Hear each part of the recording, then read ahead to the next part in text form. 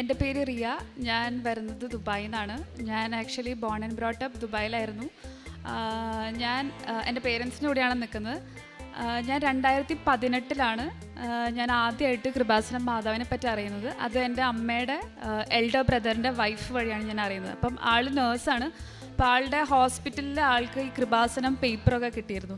അപ്പോൾ ആൾ ഒരു ദിവസം വീട്ടിലേക്ക് വന്നപ്പം ഈ പേപ്പർ കൊണ്ടുവന്നിരുന്നു. അപ്പം പേപ്പർ കൊണ്ടുവന്നപ്പം ഞങ്ങൾക്ക് ആദ്യം അത്ര ഉൾക്കൊള്ളാൻ പറ്റിയിരുന്നില്ല. കാരണം എന്താ വെച്ചാൽ ഞാനപ്പോൾ വിചാരിച്ചു, എന്തിനാണ് കൃപാസനം മാതാവിനെ പറ്റി നമ്മൾ, അല്ലെങ്കിൽ കൃപാസനം മാതാവിനോട് പ്രാർത്ഥിക്കേണ്ട ആവശ്യം എന്താണ്? കാരണം നമുക്ക് ഫാത്തിമ മാതാവുണ്ട്, ലൂർദ് മാതാവുണ്ട്. കൃപാസന മാതാവിൻ്റെ പ്രത്യേകത, അല്ലെങ്കിൽ ഞാൻ അവിടെ തന്നെ പോയി പ്രാർത്ഥിക്കുന്നത് എന്തത്ര നിർബന്ധം, അങ്ങനെയുള്ളൊരു ചിന്തയായിരുന്നു. അത് അന്നേരം ഞാൻ അങ്ങ് ചിരിച്ച് തള്ളി അങ്ങ് വിട്ടു കളഞ്ഞു. പക്ഷേ അതെൻ്റെ മനസ്സിൽ ഇങ്ങനെ കിടക്കുന്നുണ്ടായിരുന്നു. അത് ഞാനിങ്ങനെ ഒരു മാതാവിനെ പറ്റി അറിഞ്ഞിട്ടുണ്ടെന്നുള്ള കാര്യം എൻ്റെ മനസ്സിലുണ്ടായിരുന്നു. 2019 ഞാൻ എൻ്റെ ബിടെക് കഴിഞ്ഞതിന് ശേഷം ഞാൻ ഗൾഫിലേക്ക് ഞാൻ തിരിച്ചുപോയ സമയത്ത് എൻ്റെ പേരൻസ് പറഞ്ഞു, നീ ഡ്രൈവിംഗ് ലൈസൻസ് എടുക്ക്, നിൻ്റെ ഫ്രണ്ട്സ് എല്ലാവരും എടുക്കുന്നുണ്ട്, നീ എടുത്ത് നോക്ക്, നിനക്ക് പറ്റുമെന്ന് പറഞ്ഞു. അപ്പോൾ ഞാൻ പറഞ്ഞു, എനിക്ക് പറ്റില്ല. കാരണം എന്ന് വെച്ചാൽ ഒരു പ്രാവശ്യം ടെസ്റ്റ് ചെയ്യണമെങ്കിൽ തന്നെ 1 ലക്ഷം രൂപ വേണ്ടി വരും. അപ്പോൾ ഞാൻ പറഞ്ഞു, വെറുതെ പൈസ കൊണ്ട് കളയാന്നല്ലാതെ എനിക്ക് അവിടുത്തെ റോഡിൽ ഓടിക്കാനോ ഒന്നും എനിക്ക് സാധിക്കില്ല എന്ന് ഞാൻ പറഞ്ഞു. പക്ഷെ പപ്പ പറഞ്ഞു, ഇല്ല നിനക്ക് പറ്റും, നീ ചെയ്ത് നോക്കുമെന്ന് പറഞ്ഞു. പക്ഷെ എനിക്ക് ഒട്ടും ഹോപ്പില്ലായിരുന്നു. കാരണം ഓരോ ആൾക്കാരുടെ എക്സ്പീരിയൻസ് എന്ന് പറയുന്നത് ഞാൻ കേട്ടിട്ടുള്ളത് 2, 3, 4 ലക്ഷം രൂപ ചിലവാക്കിയിട്ടാണ് ഡ്രൈവിംഗ് ലൈസൻസ് കിട്ടിയെന്നാണ് അവർ പറഞ്ഞത്. അപ്പം ഞാനാണെങ്കിൽ ആദ്യം ഈ ഒരു പേടി കാരണം വേണ്ട, ഇത് എടുക്കണ്ട എന്നുള്ള രീതിയിലായിരുന്നു. പക്ഷെ പിന്നീട് എൻ്റെ 2 ഫ്രണ്ട്സ് എടുത്ത് അവർ പാസ്സായെന്ന് പറഞ്ഞപ്പം എനിക്കും തോന്നി, ഓക്കെ ഞാനൊന്ന് എടുത്ത് നോക്കാം, ചിലപ്പോൾ എനിക്ക് പറ്റും, എന്നെക്കൊണ്ട് പറ്റും എന്നുള്ളൊരു തോട്ട് എനിക്ക് വന്നു. അപ്പം ഞാനാണെന്നുണ്ടെങ്കിൽ പപ്പയെടുത്ത് പറഞ്ഞു, ഓക്കെ ശരി ഞാൻ ചെയ്ത് നോക്കാം എന്ന് പറഞ്ഞു. അങ്ങനെ ഞാൻ ചെയ്ത് നോക്കിയപ്പം ഞാൻ അന്ന് പോയപ്പോൾ എനിക്ക് ഭയങ്കര കോൺഫിഡൻസ് ആയിരുന്നു. കാരണം എന്ന് വെച്ചാൽ ഓക്കെ ഞാൻ യങ്ങസ്റ്റ് ആണ്, എനിക്ക് ഓർമ്മയുണ്ടാവും, എല്ലാ കാര്യങ്ങളും ചെയ്യാനായിട്ട് എനിക്ക് ഭയങ്കര കോൺഫിഡൻസ് ആയിരിക്കും, അല്ലെങ്കിൽ ഞാൻ തെറ്റിക്കില്ല എന്നാൽ കുറച്ച് ഓവർ കോൺഫിഡൻസ് തന്നെയായിരുന്നു. ആ ഒരു കോൺഫിഡൻസിൻ്റെ ബേസിസിൽ തന്നെ ഞാൻ ഫസ്റ്റ് ടെസ്റ്റിന് ഞാൻ പോയ ആ ഒരു ടൈമിൽ മറ്റുള്ള എല്ലാവരും കണ്ടപ്പോൾ എനിക്ക് പേടിയായി. ലാസ്റ്റ് ഞാൻ തെറ്റിച്ചു, പാർക്കിംഗ് ടെസ്റ്റ് ഞാൻ തെറ്റിച്ചു. അപ്പോൾ എനിക്ക് ഭയങ്കര വിഷമമായി. കാരണം ഞാൻ ദൈവമേ ഇത്രയും പൈസ കൊണ്ടുപോയിട്ട് ഞാൻ തന്നെ കൊണ്ട് കളഞ്ഞല്ലോ, ഇനി ഞാൻ വീട്ടിൽ പോകുമ്പോൾ ഞാൻ അവരെങ്ങനെ ഫേസ് ചെയ്യും എന്നുള്ള ഭയങ്കര ഒരു വിഷമവും സങ്കടവും ഭയങ്കരമായിരുന്നു. ഞാൻ എൻ്റെ പപ്പയെടുത്ത് പറഞ്ഞു, ഞാനിനി 2ാമത് ഞാൻ പോകുന്നില്ല, എനിക്ക് താല്പര്യമില്ല. പപ്പ പറഞ്ഞു, ഇല്ല നീ ഒന്നുകൂടി ചെയ്ത് നോക്കുന്ന, എനിക്ക് പറ്റുമെന്ന് പറഞ്ഞു. പക്ഷേ ആ ഒരു വിഷമത്തിൻ്റെ ഇതിൽ നിന്ന് എനിക്ക് മാറി നിൽക്കണം എന്ന് എനിക്ക് തോന്നി. കാരണം അത്രയും വിഷമിച്ചു പോയി. അപ്പോൾ ആ സമയത്ത് എൻ്റെ ഒരു ഫ്രണ്ടിൻ്റെ കല്യാണം ഉണ്ടായിരുന്നു. അപ്പോൾ ഞാൻ വിചാരിച്ചു, ഓക്കെ നാട്ടിൽ പോയി മൈൻഡൊക്കെ ഒന്ന് ഫ്രഷ് ആയിട്ട് തിരിച്ചു വരാം. അങ്ങനെ നാട്ടിൽ പോയി ഫ്രണ്ടിൻ്റെ കല്യാണം കൂടി ഞാൻ തിരിച്ച് യു എയിലേക്ക് എത്തി കഴിഞ്ഞപ്പോൾ പപ്പ പറഞ്ഞു, ഇനി ഇങ്ങനെ ഇരിക്കേണ്ട, നീ ഒന്നുകൂടി പോയി നോക്ക്, അല്ലെങ്കിൽ നീ പഠിച്ചത് മറന്നു പോകുമെന്ന് പറഞ്ഞു. അങ്ങനെ എനിക്ക് ഭയങ്കര പേടിയായി, ദൈവമേ ഇനി ഞാൻ പിന്നെയും കൊണ്ട് ഞാൻ പൈസ കൊണ്ട് കൊടുക്കണ്ടേ എന്നുള്ളതിലായി. അങ്ങനെ ടെസ്റ്റിൻ്റെ ഡേറ്റ് വന്ന ആ ടൈമിൽ പെട്ടെന്ന് എന്താണെന്നറിയില്ല, ഞാൻ അന്നേരം കൃപാസനം പേപ്പറോ അന്ന് ഞാൻ ചിരിച്ച് തള്ളിയ ആ ഒരു കാര്യം മാത്രമേ എനിക്ക് ഓർമ്മയുള്ളൂ. വേറെ ഒന്നും ഞാൻ കണ്ടിട്ടില്ല. ഒരു പേപ്പറോ അല്ലെങ്കിൽ ഒരു പ്രെയർ ബുക്കോ ഒന്നും, ഒരു മെഴുകുതിരിയോ ഒന്നും എനിക്കറിയില്ല. പക്ഷെ പെട്ടെന്ന് ഞാൻ എക്സാമിൻ്റെ, അതായത് ടെസ്റ്റിൻ്റെ അന്ന് ഞാൻ വെളുപ്പിന് എനിക്ക് തലേദിവസം എനിക്ക് എന്തോ ഒരു ഓർമ്മ വന്നു, ഓക്കെ ഞാൻ കൃപാസനം ഒന്ന് പ്രാർത്ഥിച്ച് നോക്കിയാലോ, ചിലപ്പോൾ എൻ്റെ മാതാവ് സഹായിച്ചാലോ എന്നുള്ളൊരു തോട്ട് എനിക്ക് വന്നു. ഞാനൊരു 5:30 ആയപ്പോൾ അതിനകത്ത് 5:30 എന്നുള്ളൊരു സമയം കണ്ടിരുന്നു. അപ്പോൾ ഞാൻ വിചാരിച്ചു, ഓക്കെ 5:30 അന്ന് എനിക്ക് ഉടമ്പടി എന്താണെന്നോ അല്ലെങ്കിൽ ഇങ്ങനെ മെഴുകുതിരി കത്തിച്ച് പ്രാർത്ഥിക്കണമെന്നോ ഒന്നും എനിക്കറിയില്ലായിരുന്നു. ഞാൻ എന്നിട്ട് ഒരു 5:30 ആയപ്പോൾ ഞാൻ എണീറ്റ് ഞാൻ പ്രാർത്ഥന ചൊല്ലി ഞാൻ പിന്നെയും പോയി കിടന്നുറങ്ങിയിട്ടും എനിക്ക് ഉറക്കം വരുന്നില്ല. ഒരു 7 മണിയായപ്പോൾ ഞാൻ ഡ്രൈവിംഗ് സ്കൂളിലെത്തിയപ്പോൾ എനിക്ക് പിന്നെയും ഒരു അറ്റാക്ക് വരുന്ന പോലെയായിരുന്നു. കാരണം എന്താ വെച്ചാൽ അവിടെ കാൻഡിഡേറ്റ്സ് ആയിട്ട് വന്നുള്ള എല്ലാവരും അറബ്സ് ആയിരുന്നു, ഞാൻ മാത്രം ഒരു ഇന്ത്യൻ. അപ്പോൾ അന്നേരം ഞാൻ കേട്ടിട്ടുണ്ട്, അവരുടെ രാജ്യത്തുള്ള ആൾക്കാർ തന്നെ വരുമ്പോൾ അവരൊരു പക്ഷെ അവരെ ജയിപ്പിച്ച് വിടാൻ ചാൻസ് ഉണ്ട്, എന്നെപ്പോലുള്ള ആളെ ഫെയിലാക്കാൻ ചാൻസ് ഉണ്ട്. അവരാണെന്നുണ്ടെങ്കിൽ ഭയങ്കര ഓവർ കോൺഫിഡൻസും ഭയങ്കര അവരുടെ ആ ഒരു കോൺഫിഡൻസ് ലെവൽ കണ്ടപ്പോൾ എൻ്റെ എല്ലാ കോൺഫിഡൻസും പോയി. ഞാനാണെന്നുണ്ടെങ്കിൽ ഓക്കെ അതൊന്നും നോക്കണ്ട, എൻ്റെ കയ്യിലുള്ള PDF ഒരു പ്രെയർ ഉണ്ടായിരുന്നു കൃപാസനത്തിൻ്റെ, ഞാനത് ജസ്റ്റ് ഒന്ന് എത്തിച്ചു. അത് കഴിഞ്ഞ് ഞാൻ അവിടെ ഇരുന്നു. മനസ്സിലാണെങ്കിൽ ഭയങ്കര പേടിയായിരുന്നു. ഡ്രൈവിംഗ് ടെസ്റ്റിന് വേണ്ടി ഞാൻ ബസ്സിനകത്ത് കയറിയ സമയത്ത് ഞാൻ നോക്കുമ്പോൾ ബാക്കിയുള്ള എല്ലാവരും കൂളായി ബസ്സിനകത്ത് കയറിയിരുന്നു. ഞാനാണെങ്കിൽ വിറച്ചിട്ട് എനിക്ക് തന്നെ അറിയില്ല എന്തായിരുന്നു എൻ്റെ സിറ്റുവേഷൻ എന്ന്. ഞാൻ ടെസ്റ്റിന് വേണ്ടി പോയി പോയി കഴിഞ്ഞ് അവരെല്ലാവരും ഓടിച്ചതിന് ശേഷം ലാസ്റ്റ് വൺ ഞാനായിരുന്നു. അവർ ഭയങ്കര ഹാപ്പി ആയിരുന്നു അവർ ഓടിച്ച് കഴിഞ്ഞ് തിരിച്ചെത്തി കഴിഞ്ഞപ്പം. ഞാൻ പോയി കഴിഞ്ഞ് ഞാൻ ഇരുന്ന ആ സമയത്ത് എനിക്ക് ഭയങ്കര ഒരു ഹോപ്പായിരുന്നു. അതായത് ഞാൻ ജയിക്കും, ഞാൻ തെറ്റിക്കില്ല. അതേപോലെ തന്നെ സംഭവിച്ചു, ഞാൻ തെറ്റിച്ചേ ഇല്ല. കാരണം ഞാൻ ഇരുന്ന ആ സമയത്ത് തന്നെ എൻ്റെ അടുത്ത് എൻ്റെ ഇൻസ്ട്രക്ടർ പറഞ്ഞു, നീ നന്നായി ഓടിക്കുന്നുണ്ടല്ലോ, നീ എത്ര ക്ലാസ് അറ്റൻഡ് ചെയ്തു? ഞാൻ പറഞ്ഞു, ഞാനൊരു 40-45 ക്ലാസ് അറ്റൻഡ് ചെയ്തു. പക്ഷെ നീ നന്നായി ഓടിക്കുന്നുണ്ടല്ലോ, നീ എൻ്റെ മുന്നത്തെ ടെസ്റ്റിൽ പാസ്സായില്ലേ എന്ന് ചോദിച്ചു. അപ്പോൾ ഞാൻ പറഞ്ഞില്ല, ഞാൻ മിസ്റ്റേക്ക് വരുത്തി പാർക്കിങ്ങിൽ എന്ന് പറഞ്ഞു. അത് കഴിഞ്ഞ് ഞാൻ തിരിച്ച് ഡ്രൈവിംഗ് സ്കൂളിൽ തിരിച്ചെത്തി കഴിഞ്ഞപ്പം എല്ലാവരുടെ ഫോണിലേക്കും റിസൾട്ട് വന്നു. അവരെല്ലാവരും ഫെയിലായെന്ന് പറഞ്ഞപ്പോൾ എനിക്കാണെങ്കിൽ ദൈവമേ, അവിടുത്തെ ആൾക്കാർ തന്നെ ഫെയിലായി. ഇനി ഞാൻ എങ്ങനെ പാസ്സാവും? ആരെങ്കിലും എന്നെ പാസ്സാക്കുമോ? എനിക്ക് ഭയങ്കര ടെൻഷനായി. അന്ന് ആ ടൈമിലാണെങ്കിൽ എൻ്റെ കയ്യിൽ അവിടുത്തെ സിമ്മില്ലായിരുന്നു. അപ്പം പപ്പയുടെ മൊബൈലിലായിരുന്നു കൊടുത്തത്. എനിക്കാണെങ്കിൽ ഭയങ്കര ടെൻഷനായി. കാരണം പപ്പയാണെങ്കിൽ എന്നെ വിളിക്കുന്നുമില്ല, ഞാൻ പാസ്സായോ ഫെയിലായോ ഒന്നും ആരും പറയുന്നുമില്ല. അപ്പോൾ ഈ ഫെയിലായ എല്ലാ ആൾക്കാരും എനിക്ക് ചുറ്റും നിന്നിട്ട് പറഞ്ഞു, നീ പാസ്സായോ എന്ന് ചോദിച്ചു. ഞാൻ പറഞ്ഞു, എനിക്കറിയില്ല എന്ന് പറഞ്ഞു. കുറച്ച് കഴിഞ്ഞപ്പം എന്നെ പപ്പ വിളിച്ചിട്ട് പറഞ്ഞു, നീ പാസ്സായി എന്ന് പറഞ്ഞു. ഞാൻ നോക്കുമ്പോഴാണെങ്കിൽ ഞാൻ മാത്രം പാസ്സായി. അവിടുത്തെ എല്ലാവരും, ആ 3 പേരും ലോക്കൽസാണ്. അതും അവർ വലിയ അറബ് ഫാമിലിയിൽ നിന്ന് വരുന്ന ആൾക്കാർ തന്നെയാണ്. അവർ പാസ്സായില്ല, ഞാൻ പാസ്സായി. എനിക്ക് ഭയങ്കര ഒരു അത്ഭുതമായിരുന്നു. കാരണം ആ ടൈമിൽ എനിക്ക് തന്നെ അറിയില്ല ഞാൻ എന്താ ചെയ്യേണ്ടതെന്ന്. കാരണം എൻ്റെ എല്ലാ ഹോപ്പും പോയ ഒരവസ്ഥയായിരുന്നു. ആ ടൈമിൽ തന്നെ എനിക്ക് മനസ്സിലായി, കൃപാസനം മാതാവിന് എന്നോട് എന്തോ പറയാനുണ്ട്, അല്ലെങ്കിൽ എൻ്റെ ജീവിതത്തിൽ എന്തോ എനിക്ക് ഭാവിയിൽ ഇനി ഒരു പക്ഷേ എൻ്റെ ഒരു ലൈൻ അല്ലെങ്കിൽ എൻ്റെ ട്രാക്ക് ഒരു പക്ഷേ കൃപാസനം മാതാവിലൂടെ തന്നെയായിരിക്കും എന്ന് എനിക്കൊരു വിശ്വാസം ഉണ്ടായിരുന്നു. പക്ഷെ അതവിടെ കഴിഞ്ഞു.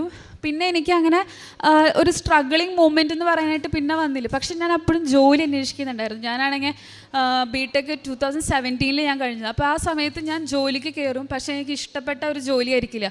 കയറും ഇറങ്ങും അങ്ങനെയായിരുന്നു. അങ്ങനെ ഞാൻ നോക്കുമ്പോൾ എൻ്റെ എല്ലാ ഫ്രണ്ട്സിനും നല്ല ജോലി കിട്ടി, അവർ സെറ്റിലാവുന്നു, അവർ അറ്റ്ലീസ്റ്റ് പുറത്ത് എവിടെയെങ്കിലും പോയി സെറ്റിലാവുന്നു. ഇതൊക്കെ കാണുമ്പോൾ എനിക്ക് ഭയങ്കര ടെൻഷനായിരുന്നു. ദൈവമേ, എൻ്റെ ഫ്യൂച്ചറിന് എന്തായിരിക്കും? അങ്ങനെ ഇരിക്കുന്ന സമയം ഞാൻ അപ്പോൾ ആ സമയത്ത് തന്നെ എനിക്കൊരു ആഗ്രഹം ഉണ്ടായിരുന്നു, ദൈവമേ എനിക്ക് ജോലിയും കിട്ടുന്നില്ല, എനിക്ക് മാസ്റ്റർ ഡിഗ്രി ചെയ്യണമെന്നുണ്ട്. ദൈവമേ, ആ സമയത്ത് ഞാൻ എങ്ങനെ സപ്പോർട്ട് എടുക്കും പേരൻസിൻ്റെ? കാരണം അവർക്കും ഫിനാൻഷ്യലി എന്തെങ്കിലും പ്രശ്നം ഉണ്ടെങ്കിലോ? അങ്ങനെ വിചാരിച്ചിരിക്കുന്ന സമയം അമ്മ പറഞ്ഞു, എൻ്റെ അമ്മ നേഴ്സായിട്ടാണ് വർക്ക് ചെയ്യുന്നത്. അപ്പം അമ്മ പറഞ്ഞു, അമ്മ റിസൈൻ ചെയ്യാൻ പോവാന്ന് പറഞ്ഞു. ആ റിസൈൻ ചെയ്യാൻ പോവാന്ന് പറഞ്ഞപ്പോൾ എനിക്ക് അങ്ങ് ഭയങ്കര വിഷമമായി. കാരണം ഞാനിനി എങ്ങനെ അമ്മയുടെ അടുത്ത് ഫണ്ട് ചോദിക്കും എനിക്ക് പഠിക്കാനായിട്ട്? അമ്മ റിസൈൻ ചെയ്ത് പോയി കഴിഞ്ഞാൽ ഞാൻ പപ്പേനെ എങ്ങനെ ഞാൻ ഫിനാൻഷ്യലി ഡിസ്റ്റർബ് ചെയ്യുന്നുള്ള ഇതിലായിരുന്നു. എന്തോ കാര്യത്തിന് അമ്മയുടെ റിസിഗ്നേഷൻ അമ്മയുടെ ഹോസ്പിറ്റൽ ആക്സെപ്റ്റ് ചെയ്തില്ല. അതങ്ങനെ നീണ്ടു പോയി. ആ ടൈമിൽ ഞാൻ അമ്മയെടുത്ത് പറഞ്ഞു, അമ്മ എനിക്ക് പഠിക്കണം, എനിക്ക് മാസ്റ്റേഴ്സിന് പോകണം, ഞാൻ പഠിച്ചോട്ടെ എന്ന് ചോദിച്ചു. അപ്പോൾ അമ്മ പറഞ്ഞു, നീ പഠിച്ചോ, സാരമില്ല, ഏജ് കയറി പോവും, അപ്പോൾ നിനക്ക് പഠിക്കാൻ ചില പറ്റിയെന്നല്ല, നീ ഇപ്പം തന്നെ പഠിച്ചോ എന്ന് പറഞ്ഞു. അപ്പോൾ അന്നേരം ഞാൻ ഫുൾ ടൈം മാതാവിൻ്റെ അടുത്ത് പ്രാർത്ഥിക്കുന്നു, മാതാവ് തടസ്സങ്ങളൊന്നുമില്ലാതെ ഫിനാൻഷ്യലി ഒരു പ്രോബ്ലവും ഇല്ലാതെ എനിക്ക് പഠിച്ച് തീർക്കാൻ പറ്റണേന്ന്. അതുപോലെ തന്നെ സംഭവിച്ചു. ഞാൻ ഈ വർഷം ജാനുവരിയിൽ ഞാൻ എൻ്റെ MTech കംപ്ലീറ്റ് ചെയ്തു. അതും എനിക്ക് നല്ല സ്കോർ ഉണ്ടായിരുന്നു. ആ സമയത്തും എൻ്റെ ഒരു വിഷമം എനിക്ക് ജോലിയില്ല എന്നുള്ളതായിരുന്നു. ഞാനിനി എങ്ങനെ ജോലി കണ്ടുപിടിക്കും? അപ്പോൾ ഓരോ റൂമേഴ്സ് ആയിരുന്നു, ഓക്കെ അവിടെ ക്രൈസിസ്, ഇവിടെ ക്രൈസിസ്, ജോലി കിട്ടില്ല, എക്സ്പീരിയൻസ് ഉണ്ടെങ്കിലേ കിട്ടുകയുള്ളൂ, അങ്ങനെയൊക്കെ ഭയങ്കരമായിട്ട് ഒരു നെഗറ്റീവ് കമൻസ് ആയിരുന്നു. അപ്പോൾ അപ്പോഴും ഞാൻ വിചാരിച്ചു, ഓക്കെ എനിക്ക് കിട്ടും, എങ്ങനെയും കിട്ടും. അങ്ങനെ ഞാൻ കോളേജ് വഴി ഞാൻ ശ്രമിക്കാൻ നോക്കി, എനിക്ക് പ്ലേസ്മെൻറ്റ് വഴി നോക്കാം എന്നുള്ള രീതിയിൽ. അങ്ങനെ ഇരിക്കുന്ന സമയത്ത് പ്ലേസ്മെൻറ്റ് വഴി ഞാൻ കമ്പനീസിൽ പോയി അറ്റൻഡ് ചെയ്തു ഇൻ്റർവ്യൂ. പക്ഷേ ആ ഇൻ്റർവ്യൂ അറ്റൻഡ് ചെയ്ത് കഴിഞ്ഞതിന് ശേഷമാണ് ഞാൻ അറിയുന്നത് അവിടെ ഓപ്പണിങ്സ് ഒന്നുമില്ല. അവർ ജസ്റ്റ് വെറുതെ കാൻഡിഡേറ്റ്സിനെ കാണാൻ വേണ്ടി മാത്രം വന്നതാണ്, അവരവരുടെ കമ്പനീനെ പറ്റി ഇൻട്രൊഡ്യൂസ് ചെയ്യാൻ വേണ്ടി മാത്രം വന്നതാണ്. അപ്പോൾ എനിക്ക് ഭയങ്കര വിഷമം. ഞാൻ വിചാരിച്ചു, ദൈവമേ ഞാനിനി എന്ത് ചെയ്യും, ആരെ ഡിപ്പെൻഡ് ചെയ്യും? ഞാൻ ഒത്തിരി ആൾക്കാർക്ക് CV അയച്ചു, എനിക്ക് നല്ലൊരു ജോലി കിട്ടുന്നില്ലല്ലോ. അങ്ങനെ പറഞ്ഞിരിക്കുന്ന സമയത്താണ് അപ്പോൾ ഈ ഉടമ്പടി ഞാൻ April 28 ഓൺലൈൻ ഉടമ്പടി എടുത്തിരുന്നു. അപ്പോൾ അത് അവസാനിക്കുന്നത് July 28. ഞാൻ അമ്മയുടെ അടുത്ത് ഞാൻ മാതാവിൻ്റെ അടുത്ത് എപ്പോഴും ഞാൻ പറയും, ദൈവമേ July 28 മുന്നേ എനിക്ക് എന്തായാലും എനിക്ക് ജോലിക്ക് കയറിയേ പറ്റൂ. അങ്ങനെ ഇരിക്കുന്ന ആ സമയത്താണ് മെയ് 28 എനിക്ക് ഒരു കോള് വരുന്നത്, ഞാൻ അറ്റൻഡ് ചെയ്ത കമ്പനിയിൽ നിന്ന്. എന്നെ വിളിച്ചിട്ട് പറഞ്ഞു, നിനക്ക് നാളെ ഇൻ്റർവ്യൂ ഉണ്ട്, നീ എത്രയും വേഗം വരണമെന്ന് പറഞ്ഞു. ഞാൻ വേഗം റെഡിയായി ഞാൻ പോയി ഇൻ്റർവ്യൂ അറ്റൻഡ് ചെയ്തു. അറ്റൻഡ് ചെയ്യുന്ന സമയത്ത് ഇൻ്റർവ്യൂ നമുക്ക് 2 റൗണ്ട് ഉണ്ടായിരുന്നു. അതിൽ ടെക്നിക്കൽ റൗണ്ട് എനിക്ക് വളരെ മീഡിയം എന്ന് പറയാൻ പറ്റുള്ളൂ, കാരണം ഈസി പ്ലസ് ഡിഫിക്കൾട്ട് അതേപോലെയായിരുന്നു. അപ്പോൾ എനിക്ക് പക്ഷേ ഹോപ്പ് ഉണ്ടായിരുന്നു, എന്താണെന്നറിയില്ല, എനിക്ക് ഹോപ്പ് ഉണ്ടായിരുന്നു, എനിക്ക് കിട്ടുമെന്നുള്ള ഉറപ്പുണ്ടായിരുന്നു. ആ ഒരു ഉറപ്പിൻ്റെ പുറത്ത് ഞാൻ തിരിച്ചു വന്നു. എന്നിട്ടും എനിക്ക് കോള് വരുന്നുണ്ടായില്ല. അപ്പോൾ എനിക്ക് പേടി, ദൈവമേ എനിക്ക് പകരം ഇനി വേറെ ആയാലും എടുത്ത് കാണും, ഓക്കെ ഇനി എനിക്കത് വിധിച്ചതായിരിക്കില്ല, ചിലപ്പോൾ എന്നെക്കാളും കഷ്ടപ്പെടുന്ന ആൾക്കാർ ആരെങ്കിലും ഉണ്ടാവും, അവർക്ക് കിട്ടിക്കോട്ടെ എന്നായിരുന്നു. പക്ഷേ ഒരു ജൂൺ 10th ഒക്കെ ആയപ്പോൾ എന്നെ വിളിച്ചിട്ട് പറഞ്ഞു, നീ സെലക്റ്റഡ് ആണ്, എത്രയും വേഗം ജോയിൻ ചെയ്യണം, ജൂലൈ 17th വരണം എന്ന് പറഞ്ഞു. അപ്പോൾ ഞാൻ ഭയങ്കര എക്സൈറ്റഡ് ആയി, ഓക്കെ ഞാൻ ജോയിൻ ചെയ്യാം എന്നുള്ളതിലായി. അപ്പോൾ എൻ്റെ അനിയത്തി MPPS ഗ്രാജുവേറ്റ് ആണ്, അപ്പോൾ ആളുടെ കോൺവിക്കേഷൻ വരുന്നുണ്ട്. അപ്പോൾ എനിക്കാണെങ്കിൽ മനസ്സിലൊരാഗ്രഹം, ഓക്കെ എൻ്റെ അനിയത്തി ഒരു ഡോക്ടറേറ്റ് ഡിഗ്രി എടുക്കുന്നത് എനിക്ക് നേരിട്ട് കാണണമെന്ന് എനിക്ക് ഭയങ്കര ആഗ്രഹമായിരുന്നു. പ്ലസ് ഞാൻ എപ്പോൾ പ്രാർത്ഥിച്ചാലും ഈ കൃപാസനത്തിൽ ഞാൻ ഫിസിക്കലി ഞാൻ വന്നിട്ടില്ല, ഓൺലൈൻ ഉടമ്പടി എടുത്തിട്ടുള്ളൂ. അപ്പോൾ എപ്പോൾ പ്രാർത്ഥിച്ചാലും എനിക്കൊരു ഡേറ്റ് വരും, ജൂൺ 12th 2023 ഇവിടെ ഞാൻ എത്തും, ജൂലൈ 12th ഇവിടെ എത്തും എന്നുള്ളതിൽ. അപ്പം ഞാനാണെങ്കിൽ ജൂലൈ 12th എന്തായിരിക്കും ജൂലൈ 12th പ്രത്യേകത, അങ്ങനെ ഞാൻ കലണ്ടറൊക്കെ നോക്കി, എന്തെങ്കിലും സെയിൻസിൻ്റെ ഇതാണോ അതോ എന്തെങ്കിലും ഫീസ്റ്റാണോ ഒന്നും എനിക്ക് മനസ്സിലായില്ല. പക്ഷേ അങ്ങനെ വിചാരിച്ച് ഞാൻ ഇരുന്നു. അങ്ങനെ ജൂലൈ 13th എൻ്റെ അനിയത്തിയുടെ കോൺവെക്കേഷൻ. ഞാൻ മാതാവിനെ മനസ്സിൽ വിചാരിച്ച് ഞാൻ പപ്പയുടെ അടുത്ത് പറഞ്ഞു, ഞാൻ എന്തായാലും വരികയാണ് പപ്പ, ഒരു ദിവസം എനിക്ക് അവളെ കാണാമല്ലോ. അങ്ങനെ ഞാൻ ഒരു പ്രതീക്ഷയില്ലാതെയാണ് ഞാൻ ആ ഒരു ട്രാവൽ ഏജൻസി പോയതും എനിക്ക് ആ സമയത്ത് എനിക്ക് ടിക്കറ്റ് കിട്ടിയത്. ആ സമയത്ത് ഫുള്ളായിരുന്നു, കാരണം അവിടെ നിന്ന് ഇങ്ങോട്ട് വരുന്ന ടൈമാണ്, അപ്പോൾ ഫുള്ളായിരുന്നു. പക്ഷെ എന്തോ ഭാഗ്യം കൊണ്ട് എനിക്ക് ആ ഫ്ലൈറ്റിൽ ഒരൊറ്റ സീറ്റ് ബാക്കി ഉണ്ടായിരുന്നുള്ളൂ ആ ടൈം പോകാനായിട്ട്. പിന്നെ നെക്സ്റ്റ് ഫ്ലൈറ്റ് പോയി കഴിഞ്ഞാൽ എൻ്റെ അനിയത്തിയുടെ കോൺവെക്കേഷൻ എനിക്ക് അറ്റൻഡ് ചെയ്യാനും പറ്റില്ല. അപ്പം എൻ്റെ കൺസേൺ എന്ന് വെച്ചാൽ ഇവിടെ വരുകയും വേണം, അത് അറ്റൻഡ് ചെയ്യുകയും വേണം, രണ്ടും എനിക്ക് നടക്കണം. പക്ഷേ മാതാവിൻ്റെ ഒരു കാരുണ്യം കൊണ്ട് തന്നെ ഞാൻ ടിക്കറ്റ് എടുത്തു. ആ ടൈമിൽ തന്നെ എനിക്ക് കറക്റ്റായിട്ട് ഫ്ലൈറ്റ് കിട്ടി. ആ ഫ്ലൈറ്റ് കിട്ടി നേരെ എയർപോർട്ടിൽ നിന്ന് ഞാൻ വന്നത് ഇങ്ങോട്ടായിരുന്നു. ഇങ്ങോട്ട് വന്നപ്പോൾ ഇവിടെ ഒരു 5:30 ഒക്കെ ആയി. അപ്പോൾ ഇവിടെ ആരും ഞാൻ അങ്ങനെ കണ്ടില്ല അധികം. അപ്പോൾ ഞാൻ വിചാരിച്ചു, മാതാവേ ഇനി ഇവിടെ ഇല്ലേ, ഇനി എല്ലാ ദിവസവും ഉണ്ടെന്ന് കേട്ടിട്ടുണ്ടല്ലോ. നോക്കിയപ്പോൾ എല്ലാ ആൾക്കാരും കുറച്ചും ഇങ്ങനെ വന്നു തുടങ്ങി പുറത്ത്. അപ്പോൾ എനിക്ക് മനസ്സിലായിട്ടുണ്ടെന്ന്. അപ്പോൾ എനിക്കാണെങ്കിൽ ഭയങ്കര മൈഗ്രെയിനും ആയിരുന്നു. അപ്പം ഞാനാണെങ്കിൽ, ദൈവമേ മാതാവേ എനിക്ക് മൈഗ്രെയിൻ വന്നു തുടങ്ങി, ഞാനിനി എങ്ങനെ കോൺസെൻട്രേറ്റ് ചെയ്ത് ഇവിടെ ഇരിക്കും, എങ്ങനെയെങ്കിലും ഇത് കുറച്ച് നേരത്തേക്ക് ഒന്ന് മാറി കിട്ടിയിരുന്നെങ്കിൽ എന്ന് വിചാരിച്ചിരിക്കുന്ന സമയത്ത് എന്താണെന്നറിയാം, ഞാൻ വെള്ളം കുടിച്ചു കഴിഞ്ഞതിന് ശേഷം എനിക്ക് ഭയങ്കര ഒരു എനർജറ്റിക് ഫീലായിരുന്നു. ഞാൻ ഒന്നും കഴിച്ചിട്ടില്ല, ഫ്ലൈറ്റിൽ നിന്ന് പോലും ഞാൻ ഒന്നും കഴിച്ചിട്ടില്ല. എന്തോ ഒരു എനർജറ്റിക് ഫീൽ. ഞാൻ വേഗം ടോക്കൺ എടുത്തു, വേഗം മേലെ കയറി ക്ലാസ് കണ്ട് തിരിച്ചു വന്നു. പിന്നെ ആ പ്രൊസീജിയേഴ്സ് എല്ലാം കഴിഞ്ഞു. അപ്പോഴൊന്നും എനിക്ക് മൈഗ്രെയിൻ ഇല്ല. പിന്നെ എൻ്റെ മൈഗ്രെയിൻ സ്റ്റാർട്ട് ചെയ്തത് ഞാൻ തിരിച്ച് വീട്ടിലേക്ക് പോകുന്ന വഴിയായിരുന്നു. അതുവരെ എനിക്ക് ഒരു പ്രോബ്ലം ഇല്ലായിരുന്നു. കാരണം എനിക്ക് മൈഗ്രെയിൻ വന്നത് എനിക്ക് ഭയങ്കരമായിട്ട് വോമിറ്റിംഗ് ടെൻഡൻസി ഭയങ്കരമായിരുന്നു. കാരണം ഞാൻ എപ്പോഴും എൻ്റെ പേടിയായിരുന്നു, ദൈവം ഇവിടെ എങ്ങാനും വോമിറ്റ് ചെയ്യുമോ, അല്ലെങ്കിൽ ഇവിടെ ഞാൻ വൃത്തികേടാക്കുമോ, അതൊക്കെ ഭയങ്കര എനിക്ക് ടെൻഷനായിരുന്നു. പക്ഷേ അത് എന്തോ ഒരു അത്ഭുതം തന്നെയായിരുന്നു. കാരണം ഞാൻ ഇവിടുന്ന് പോകുന്ന വരെ എനിക്ക് മൈഗ്രെയിനേ ഇല്ലായിരുന്നു. പക്ഷെ ഞാൻ തിരിച്ച് വീട്ടിലെത്തുന്ന ആ ടൈം എനിക്ക് ഭയങ്കര മൈഗ്രെയിൻ ആയിരുന്നു. ആ മൈഗ്രെയിൻ്റെ ബേസിസിൽ എനിക്ക് ശരിക്കും ഉറക്കം പോലും എനിക്ക് കിട്ടിയിരുന്നില്ല. അത് ഒരു അത്ഭുതം. കാരണം ഞാൻ ഒരിക്കലും വിചാരിച്ചില്ല ഞാൻ ഇങ്ങോട്ട് വരുന്നു. പിന്നെ അത് കഴിഞ്ഞ് ഇനി ഇവിടുന്ന് തിരിച്ചു പോയിട്ട് വേണം എനിക്ക് പുതിയ കമ്പനി കയറാൻ വേണ്ടി. പുതിയ കമ്പനി കയറണമെങ്കിൽ എൻ്റെ പ്രസൻറ്റിലുള്ള പപ്പയുടെ വിസ ക്യാൻസൽ ചെയ്യണം. അപ്പോൾ പപ്പ ഇവിടെയും, പപ്പയും അമ്മയും ഞങ്ങളെല്ലാവരും ഇവിടെ. അപ്പം ഞാൻ മാത്രം ഇനി തിരിച്ചു പോകണം. തിരിച്ചു പോകുമ്പോൾ പപ്പ പറഞ്ഞു, എടി ഓൺലൈനായിട്ട് വിസ ക്യാൻസൽ ചെയ്യുന്നത് ചില ആൾക്കാർ പറയുന്നുണ്ട് അത് ശരിയാവുന്നില്ല എന്ന്. അപ്പോൾ ചെയ്യുന്നില്ല എന്നുണ്ടെങ്കിൽ ഞാനിനിയിപ്പോൾ തിരിച്ച് നിൻ്റെ കൂടെ വരേണ്ടി വരില്ലേ. അപ്പോൾ എനിക്കാണെങ്കിൽ വിഷമമായി, ദൈവമേ പപ്പ ഇനി 2ാമത് ടിക്കറ്റ് എടുത്ത് അങ്ങോട്ട് വരണ്ടേ, അവിടെയും പൈസ കുറേ പോവും. അങ്ങനെ ആ ടെൻഷൻ അടിച്ചിരിക്കുന്ന സമയത്ത് പെട്ടെന്ന് എനിക്കൊരു ഹോപ്പ്, എന്തോ ഒരു ഹോപ്പ്. ഞാൻ പപ്പയോട് പറഞ്ഞില്ലേ ഞാൻ തന്നെ പോവാം, പപ്പ വരണ്ട, അവിടെ എത്തിയിട്ട് നമുക്ക് നോക്കാമെന്ന് പറഞ്ഞു. അവിടെ എത്തിക്കഴിഞ്ഞതിന് ശേഷം ഞാൻ പപ്പയുടെ ഞാൻ പറഞ്ഞു, പപ്പ ഞാൻ ദുബായിലെത്തി, പപ്പിന് വേഗം വിസ ക്യാൻസൽ ചെയ്യാൻ പറഞ്ഞു. വിസ ക്യാൻസൽ ചെയ്യുന്ന സമയത്ത് പപ്പ പറഞ്ഞു, എടി ഇത് ശരിയാവുന്നില്ല. എനിക്കാണെങ്കിൽ ഭയങ്കര വിഷമമായി. കാരണം പിറ്റേ ദിവസം എനിക്ക് വിസ ക്യാൻസൽ ചെയ്തുകൊണ്ട് വേണം എനിക്ക് പോകണമെങ്കിൽ.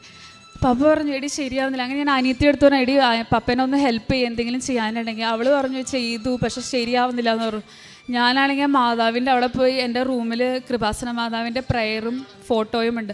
ഞാൻ അവിടെ പോയി ഇന്ന് ഞാൻ ഭയങ്കര കരച്ചിലായിരുന്നു, ദൈവം ഇതെങ്ങനെയൊന്ന് ക്യാൻസൽ ചെയ്ത് കിട്ടിയാൽ മതി, ആ നമ്പറെങ്കിലും കിട്ടിക്കഴിഞ്ഞാൽ എനിക്ക് പുതിയ ഓഫീസിലെങ്കിലും എനിക്ക് പോവാം. അങ്ങനെ വിചാരിച്ചിരിക്കുന്ന സമയത്താണ് പപ്പ വിളിച്ചിട്ട് പറഞ്ഞത്, എടി ഇത് ക്യാൻസലായി, നമ്പർ കിട്ടി, നീ വേഗം നമ്പർ കൊണ്ട് കൊടുത്തോ, നിനക്ക് കയറാൻ പറ്റുമെന്ന് പറഞ്ഞു. അങ്ങനെ കയറി കഴിഞ്ഞപ്പോൾ ഞാൻ എപ്പോഴും വിചാരിക്കുന്നത്, ദൈവമേ എനിക്ക് നല്ലൊരു ജോലി കിട്ടി കഴിഞ്ഞാൽ എൻ്റെ ഫ്രണ്ട്സിനെയും കൂടി എനിക്ക് ഹെൽപ്പ് ചെയ്യാമല്ലോ എന്നുള്ള രീതിയിൽ ഞാൻ എപ്പോഴും ചിന്തിക്കുമായിരുന്നു. അപ്പോൾ എൻ്റെ 2 ഫ്രണ്ട്സ് എപ്പോഴും ഭയങ്കര സ്ട്രഗിളിങ് ആയിരുന്നു.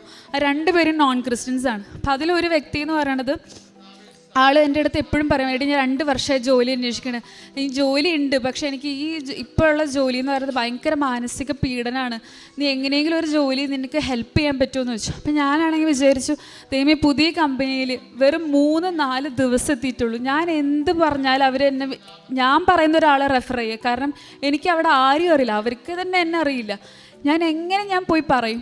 അങ്ങനെ ഞാൻ നോക്കിയപ്പോൾ ഒരു വേക്കൻസി ഉണ്ടായിരുന്നു, ഒരു പ്രൊജക്ട് മാനേജ്മെൻറ്റ് പൊസിഷനിൽ, എന്നെക്കാളും ഹയർ പൊസിഷനാണ്. അപ്പോൾ ഞാൻ വിചാരിച്ചു, ദൈവമേ കിട്ടിയ ഭാഗ്യം നല്ലതായിരുന്നു എന്നുള്ള രീതിയിൽ ഞാൻ ചിന്തിച്ചു.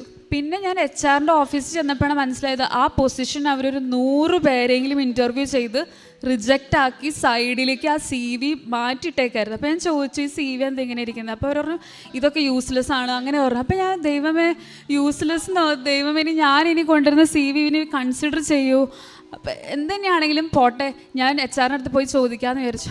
HR ഞാൻ പറഞ്ഞു, ഞാനൊരാളെ റെഫർ ചെയ്താൽ നിങ്ങൾക്ക് എടുക്കാൻ പറ്റുമോ എന്ന് ചോദിച്ചു. അപ്പോൾ പറഞ്ഞു, അതിനെന്താ അറിയാം, നോക്കാമെന്ന് പറഞ്ഞു. പക്ഷെ അന്നേരം എനിക്ക് ഹോപ്പില്ലായിരുന്നു, കാരണം ഞാൻ എന്ന് പറയുന്നത് വെറും 3-4 ദിവസമുള്ളൂ ആ ഓഫീസിലെത്തിയിട്ട്. അവർക്ക് തന്നെ എന്നെ അറിയില്ല, ഞാൻ എങ്ങനത്തെ ആളാണ്, അല്ലെങ്കിൽ ഞാൻ എങ്ങനെ വർക്കിംഗ് ആയിട്ടുള്ള ആളാണോ, ക്യാരക്ടർ എങ്ങനെയാ ഒന്നും അറിയില്ല. പക്ഷെ അവരെന്നെ, ഞാൻ പറഞ്ഞ ഇത് കൺസിഡർ ചെയ്തു. എൻ്റെ ഫ്രണ്ടിനെ വിളിച്ചതിന് ശേഷം പറഞ്ഞു, നാളെ നിനക്ക് ഇൻ്റർവ്യൂ ഉണ്ട്, വരാൻ പറഞ്ഞു. അവർ വന്നു.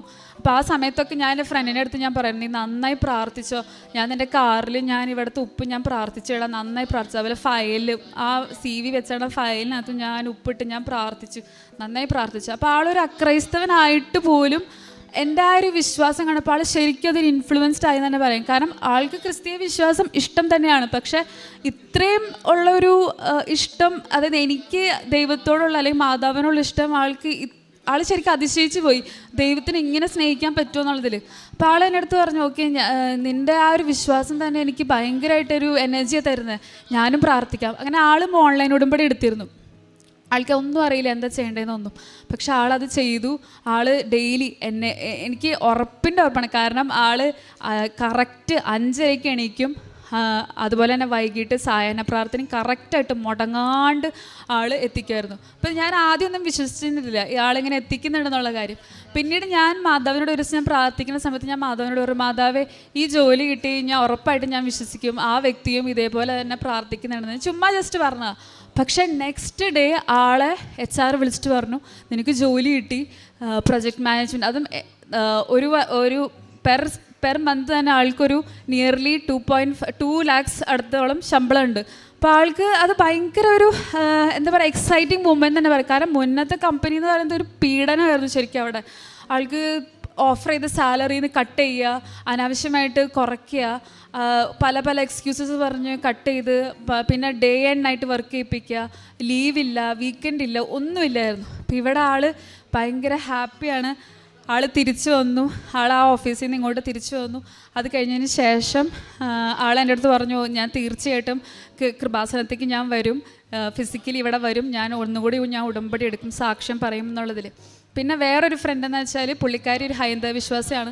ആളെന്ന് പറയണത് ആൾ വർക്ക് ചെയ്ത കമ്പനിയിൽ ആൾ വർക്ക് ചെയ്തിരുന്ന കമ്പനിയിൽ ഒത്തിരി ബുദ്ധിമുട്ടുണ്ടായിരുന്നു. അപ്പോൾ ആൾ എൻ്റെ അടുത്ത് പറഞ്ഞു, എടി എൻ്റെ CV ആരും ഷോർട്ട് ലിസ്റ്റ് ചെയ്യുന്നില്ല, എന്തെങ്കിലും പ്രശ്നമുണ്ടോയെന്ന് തോന്നുന്നു.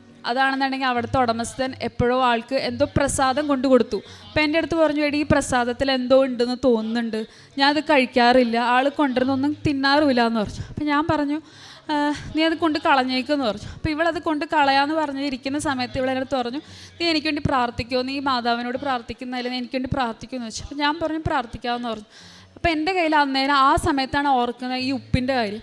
ഉപ്പ് വേഗം എടുത്ത് ഞാൻ പറഞ്ഞു, എടി ക്ലീനിങ് ബോയ് ഒന്നും വരാത്ത ആ സ്ഥലത്ത് ഞാൻ പോയിട്ട് ഇത് കൊണ്ടിടാമെന്ന് പറഞ്ഞു. അങ്ങനെ ഞാനൊരു കബേർഡിൻ്റെ ബാക്കിൽ കൊണ്ടുപോയി ഞാൻ ഇട്ടു. അപ്പോൾ അന്നേരം ഈ ഉടമസ്ഥൻ തന്ന പ്രസാദം കയ്യിലിരിക്കുന്നുണ്ട്. ആ പ്രസാദം എന്താണെന്ന് പോലും അറിയില്ല, പക്ഷെ എന്തോ നമുക്ക് വേണ്ടാത്തൊരു കാര്യമാണെന്ന് തന്നെ നമുക്ക് മനസ്സിലായിരുന്നു. അപ്പോൾ ആൾക്ക് ഈ പ്രസാദം കൊടുക്കുന്ന സമയത്ത് ആൾ പറഞ്ഞിരുന്നു, ഇതിലെന്തോ പ്രാർത്ഥനകളൊക്കെ ചെയ്തിട്ടുള്ളതാണെന്നൊക്കെ, അതൊക്കെ എന്തെങ്കിലും ആയിക്കോട്ടെ എന്നുള്ള രീതിയിൽ. പക്ഷെ ഞങ്ങൾക്ക് മനസ്സിലായി അത് നല്ലതല്ല എന്ന്. അങ്ങനെ ഞങ്ങൾ ഈ പ്രസാദം അങ്ങനെ തന്നെ എടുത്ത് ദുബായിലൊരു മോളിൽ കൊണ്ടുപോയിട്ടു.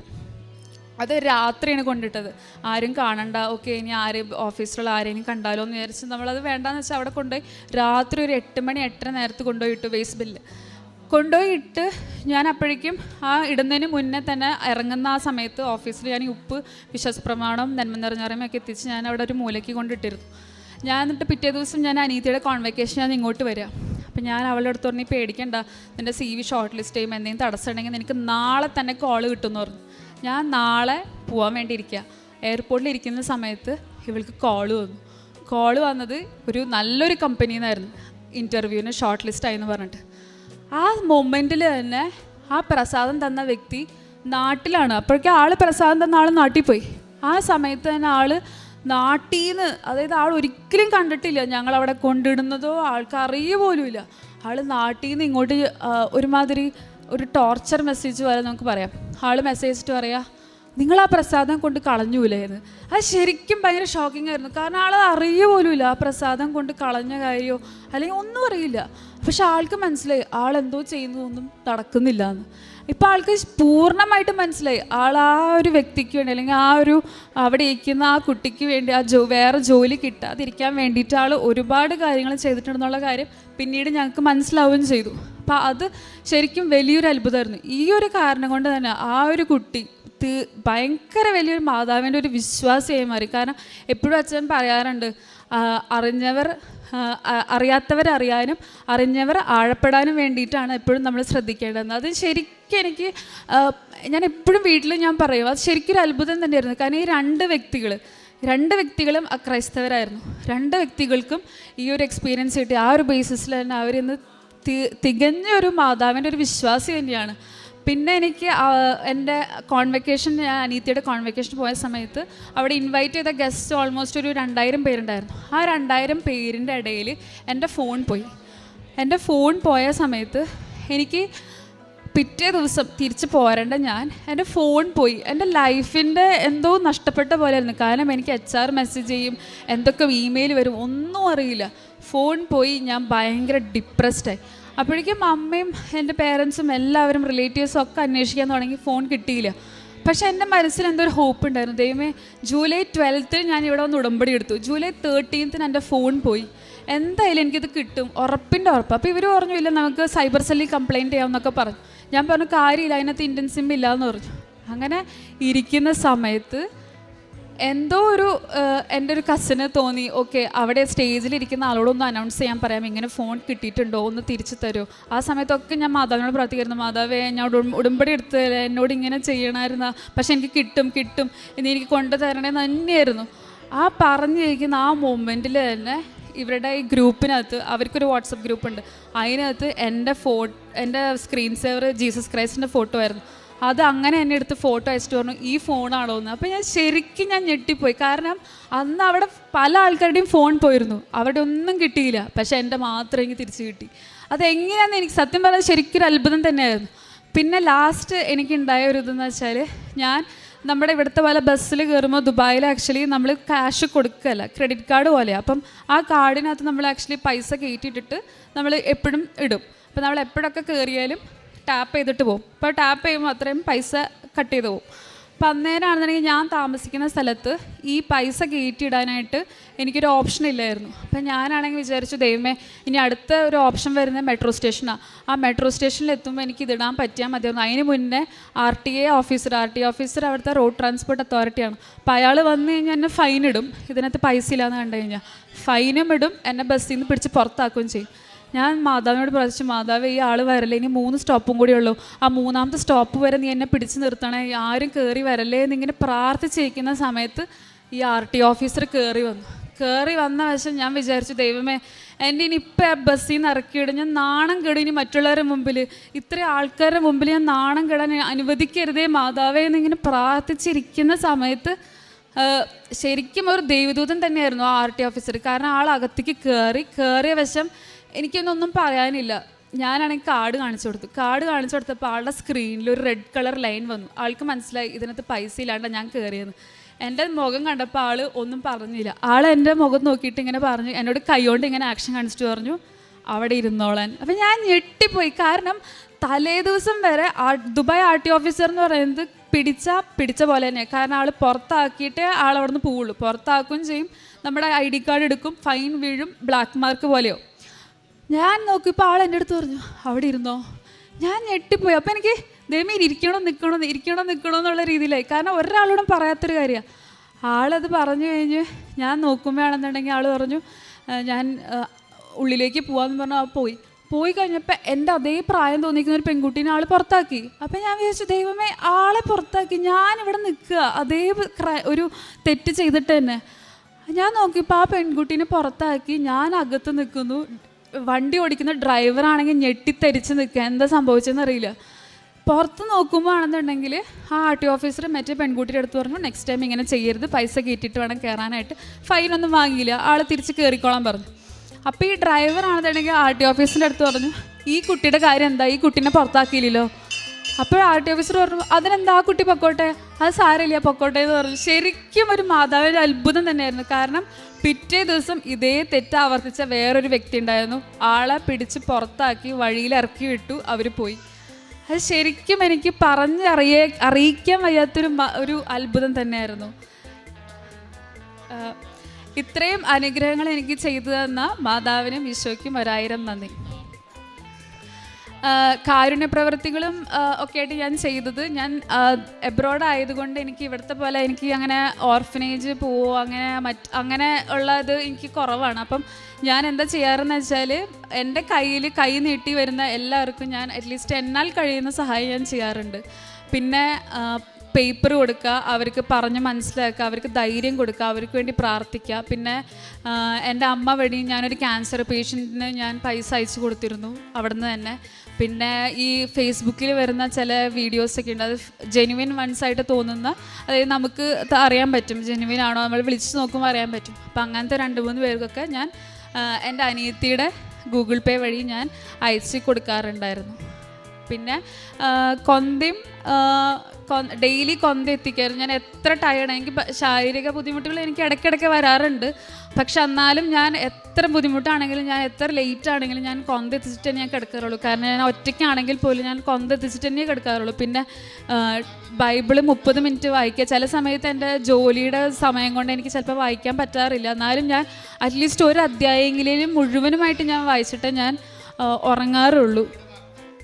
ഇത്രയേ ഉള്ളൂ. യുവാക്കൾ പോലും തളരുകയും ക്ഷീണിക്കുകയും ചെയ്തേക്കാം. ചെറുപ്പക്കാർ ശക്തിയേറ്റു വീഴാം. എന്നാൽ കർത്താവിൽ ആശ്രയിക്കുന്നവർ അവർ കഴുകന്മാരെ പോലെ ചിറകടിച്ചുയരും. ഓടിയാലും തളരുകയില്ല, നടന്നാൽ ക്ഷീണിക്കുകയുമില്ല. യെശയ്യാ പ്രവാചകൻ്റെ പുസ്തകം 40-ാം അധ്യായം 30-31 തിരുവചനങ്ങളാണ്. തൻ്റെ ജീവിതത്തിൽ കൃപാസനത്തിൽ വന്നാൽ മാത്രമേ എല്ലാം നടക്കുകയുള്ളൂ. കൃപാസന മാതാവിനോട് എന്തിനാണ് പ്രത്യേകം പ്രാർത്ഥിക്കുന്നത്? ഇതൊക്കെ കേട്ടുകൊണ്ടാണ് നാം അനുഭവസാക്ഷ്യം ആരംഭത്തിൽ നാം കേൾക്കുന്നത്. പിന്നീട് എങ്ങനെയാണ് അമ്മയുടെ അടുത്ത്, അതായത് പിന്നീട് ഓൺലൈൻ ഉടമ്പടി എടുക്കുന്നു, അതിലൂടെ UAE ഡ്രൈവിംഗ് ടെസ്റ്റ് പാസ്സാകുന്നതും, പിന്നീട് ഇവിടെ വന്ന് തീർത്ഥാടന ഉടമ്പടി എടുക്കുകയാണ്. അതിനുള്ളിൽ തന്നെ ഈ മകൾക്ക് കിട്ടുന്ന നല്ല ജോലി, തൻ്റെ MTech തന്നെ പാസ്സാകാൻ സാധിക്കുന്നു, ജോലി ലഭിക്കുന്നു. നല്ല സാലറിയോട് കൂടെ ജോലി തന്നെയാണ് ലഭിക്കുക. അതിന് മുമ്പ് വരെ പല രീതിയിലും ജോലി, ഒരു ജോലി കഴിഞ്ഞ് വേറൊരു ജോലി, അങ്ങനെ പോയിക്കൊണ്ടിരുന്ന മകളാണ്. എന്നാൽ ഉടമ്പടി എടുക്കുന്നത് വഴി അതൊക്കെ ഈ മകളുടെ ജീവിതത്തിലേക്ക് വലിയ കൃപകളായിട്ട് വരുന്നു. മറ്റുള്ളവർക്ക് ഈശോയെക്കുറിച്ച് പറഞ്ഞു കൊടുക്കുവാനും കൃപാസനത്തെക്കുറിച്ച് പറയുവാനും അവരെയും, അതായത് തൻ്റെ ആ ഫ്രണ്ട്സിൻ്റെ ജീവിതത്തിലൊക്കെ വന്നത് എന്താണ് അതെല്ലാം നാം കേട്ടതാണ്. അങ്ങനെ തനിക്ക് നഷ്ടപ്പെട്ട തൻ്റെ മൊബൈൽ ഫോണ്, അതുപോലെ ജീവിതത്തിൽ, അനുദിന ജീവിതത്തിൽ ഓരോരോ കാര്യങ്ങളിൽ പരിശുദ്ധ അമ്മയുടെ സാമീപ്യം, അമ്മ കൂടെ ഉള്ളതുകൊണ്ട് തനിക്ക് കിട്ടുന്ന കരുതൽ, സംരക്ഷണം, ഇതൊക്കെയാണ് നാം ഇവിടെ കേട്ടത്. യുവാക്കൾ പോലും തളരുകയും ക്ഷീണിക്കുകയും ചെയ്തേക്കാം. ചെറുപ്പക്കാർ ശക്തിയേറ്റ് വീഴാം. എന്നാൽ കർത്താവിൽ ആശ്രയിക്കുന്നവർ കഴുകന്മാരെ പോലെ ചിറകടിച്ചുയരുമെന്നാണ് തിരുവചനം പറയുക. ജീവിതത്തിൽ മറ്റൊന്നിലും ആശ്രയിക്കാതെ ദൈവത്തെ മാത്രം ആശ്രയിച്ചുകൊണ്ട്, ദൈവം മാത്രമാണ് നമുക്ക് ബലം, മുൻപോട്ടുള്ള ജീവിതത്തിൽ ദൈവമല്ലാതെ വേറെ ആരും നമ്മെ സ്നേഹിക്കാനും നമ്മുടെ കാര്യത്തിൽ ചിന്തിക്കാനുമില്ല എന്നുള്ള ഒരു ബോധ്യമാണ് നമുക്കുണ്ടാകേണ്ടത്. ആ ബോധ്യം കിട്ടിയാണ് ഇന്ന് ഈ മകൾ ഇവിടെ വന്ന് നിന്ന് ഈ സാക്ഷ്യം പറയുന്നത്. നമ്മുടെ ജീവിതത്തിൽ ഉടമ്പടി എടുക്കുന്നവർ മാത്രമാകരുത്, ഉടമ്പടി ജീവിതം വിശ്വസ്തമായും സത്യസന്ധമായും നയിക്കുന്നവരാകണം. കരങ്ങളടിച്ച് നമുക്ക് ഈശോയ്ക്കും അമ്മയ്ക്കും നന്ദി പറയാം. യേശുവേ നന്ദി, യേശുവേ സ്തുതി, യേശുവേ ആരാധന.